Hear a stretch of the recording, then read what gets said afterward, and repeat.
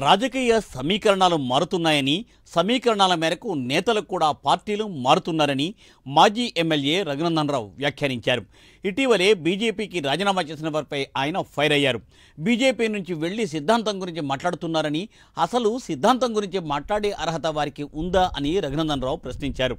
త్వరలోనే వారి భాగోతాలను ఒక్కొక్కటిగా వెల్లడిస్తామని ఆయన హెచ్చరించారు. రాష్ట్రంలో ఎన్నికల వాతావరణం వేడెక్కింది. ఈ వైపు ఆ వైపు నుంచి కొన్ని రాజకీయ సమీకరణాలు మారుతున్నట్టు కనబడతా ఉన్నాయి. రాజకీయ అవసరాల కోసం కొంతమంది పెద్దలు తమ తమ అవసరాల రీత్యా పార్టీలు మారుతూ ఉన్నారు.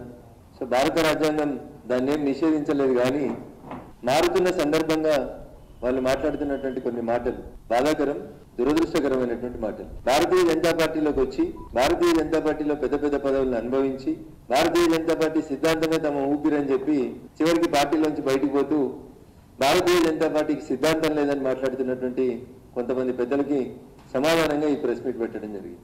సో వారి కొడుక్కి సీట్ ఇస్తే సిద్ధాంతం ఉంటుంది, వారికి సీట్ ఇవ్వకపోతే సిద్ధాంతం ఉండదు. రాగానే తీసుకొచ్చి జాతీయ కార్యవర్గ సభ్యులు చేసి వేదిక మీద కూర్చోబెడితే సీట్ ఉంటుంది. భారతీయ జనతా పార్టీ మంచిది, భారతీయ జనతా పార్టీ సిద్ధాంతం మంచిది. ఎంపీ సీట్ వారికి దక్కకపోతే భారతీయ జనతా పార్టీ సిద్ధాంతాలు లేనటువంటి పార్టీ.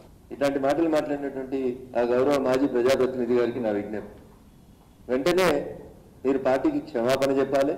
మీరు ఏ రాజకీయ ప్రయోజనాలు ఆశించి, ఏ ఆర్థిక ప్రయోజనాలు ఆశించి, ఏ కంపెనీల ప్రయోజనాలు ఆశించి, ఏ కన్స్ట్రక్షన్ కంపెనీలో మీ బంధువుల ప్రయోజనాల కోసం పెద్ద ఎత్తున మీరు పార్టీ మారి డబ్బులు చేతులు మారేందుకు రంగం సిద్ధం చేసిరనేది ప్రజల ముందు ఈ సందర్భంగా మంచిర్యాల జిల్లా